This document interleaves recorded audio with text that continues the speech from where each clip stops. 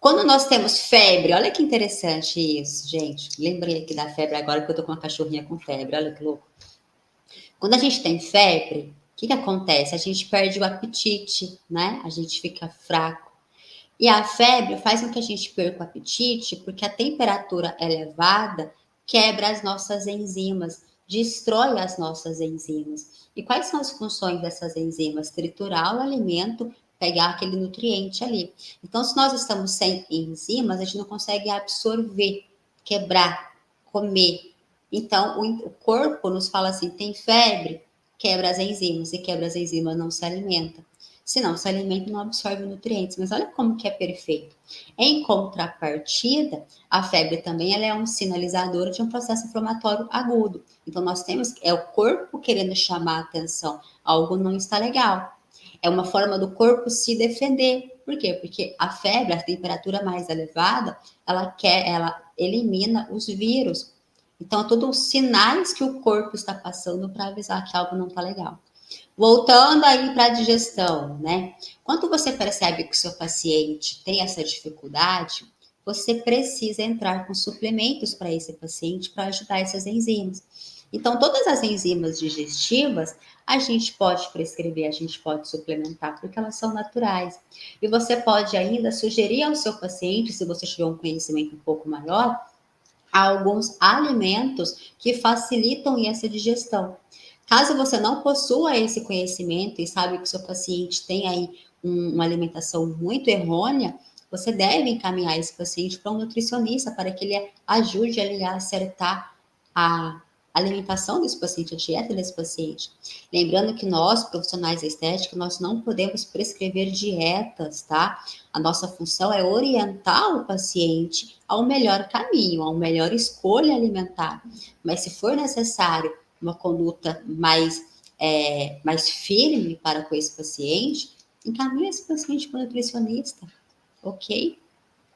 Quando esse paciente não tem aí uma boa absorção a nível intestinal, a gente começa a refletir isso na pele.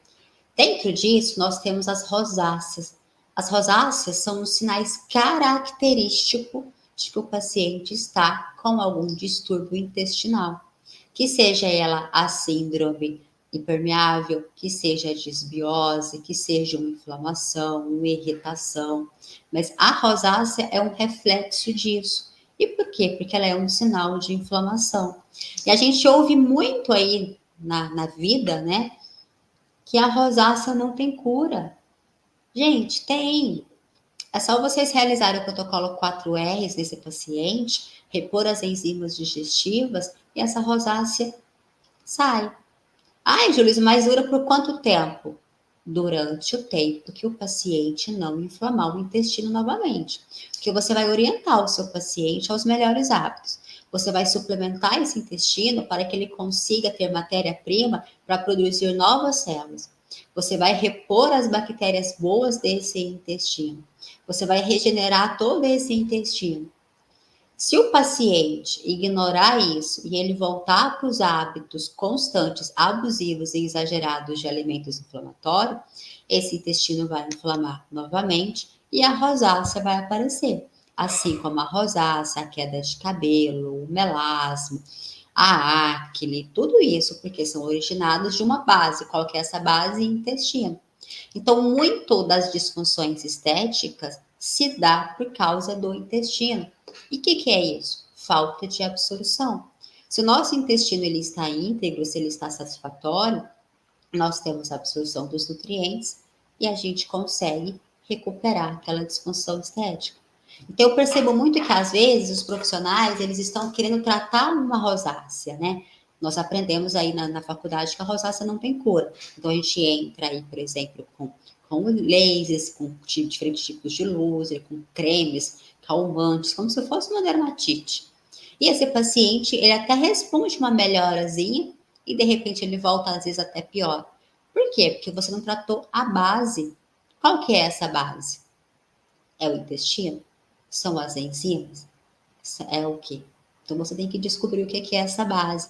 E a única forma da gente pensar nessa base é você realizando uma boa anamnese com o seu paciente, para, a partir do que você está visualizando naquele paciente de disfunções estéticas e sinais corporais, mais o que você está coletando na anamnese vai te direcionar para quais exames avaliar.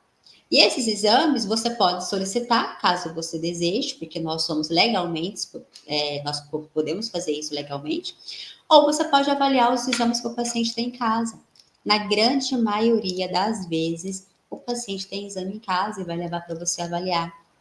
E aí você tem que saber o que está contido ali naquelas entrelinhas que passa a informação do porquê que o paciente está daquela maneira, está daquela forma. Qual que é a disfunção estética dele e o porquê isso. Aí você vai conseguir eliminar de uma forma eficaz. Você só vai conseguir suplementar o seu paciente, assim também como a escolha correta de quais enzimas digestivas você vai suplementar o seu paciente, quando você avaliar o seu paciente de acordo com o que você está lendo nos exames laboratoriais desse paciente, certo? Uma outra coisa muito importante também, o melasma, né? Manchas de uma forma geral.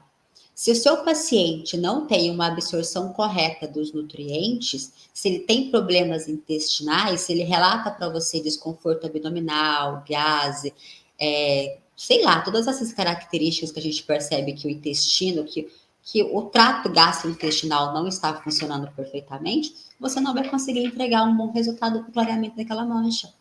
Porque é proporcional. O corpo precisa estar bem para de fora estar bem. É um reflexo, gente, tá?